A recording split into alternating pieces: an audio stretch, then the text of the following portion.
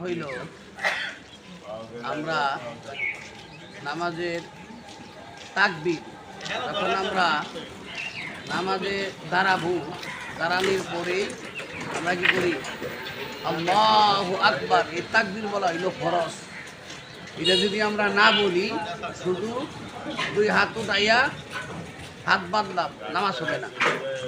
এটা হইল ফরজ। আল্লাহু আকবার বলা হইল ফরজ। সেজন্য আমরা কি করবো?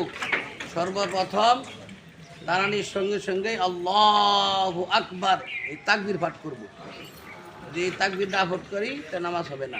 অনেকে আইসা কি করে?